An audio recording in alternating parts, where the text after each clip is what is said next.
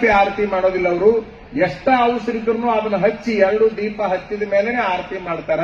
ಕಾರಣ ಏನು ಅಂತಂದ್ರ, ಒಂದು ತವ್ರ ಮನೆಗೆ ಸಂಬಂಧಪಟ್ಟ ದೀಪ, ಇನ್ನೊಂದು ಗಂಡನ ಮನೆಗೆ ಸಂಬಂಧಪಟ್ಟ ದೀಪ.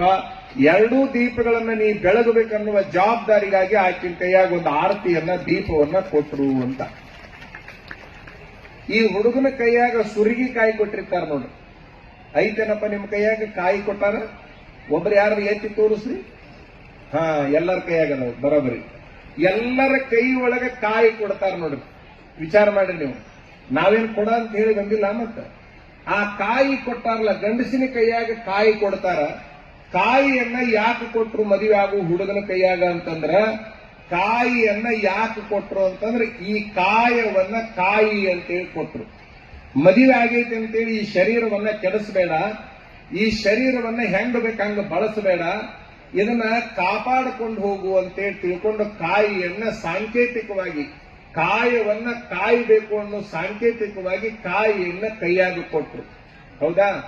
ಅದ್ರ ಮೇಲೆ ಇವು ಎಲ್ಲಾ ಹುಡುಗರು ಪ್ಯಾಂಟ್ ಉಡ್ತಾವಂದ್ರೂ ಕೂಡ ಇವತ್ತು ಮಾತ್ರ ಕಚ್ಚಿ ಪಂಜಿನ ಉಳಿಸಿರ್ತಾರ. ಅವ್ರು ಮದುವೆ ಆಗೋ ಮುಂದೆ ಕಚ್ಚಿ ಪಂಜಿನ ಉಳಿಸಿರ್ತಾರ.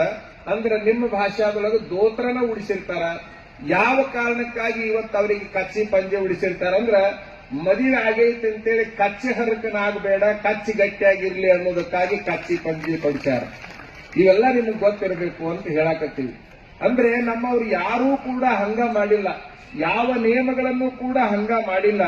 ಅದಕ್ಕೊಂದು ಕಾರಣ ಇಟ್ಟುಕೊಂಡು ಮಾಡಿದ್ದಾರೆ ಅನ್ನುವಂಥದ್ದನ್ನು ನಾವೆಲ್ಲ ಅರ್ಥ ಮಾಡಿಕೊಳ್ಬೇಕು. ಇನ್ನೊಂದು ನಿಮಗೆ ಗೊತ್ತಿರಲಿ, ಸಾಮೂಹಿಕ ಮದುವೆಗಳು ಯಾವಾಗ ಪ್ರಾರಂಭ ಆದವು ಕರ್ನಾಟಕದೊಳಗ?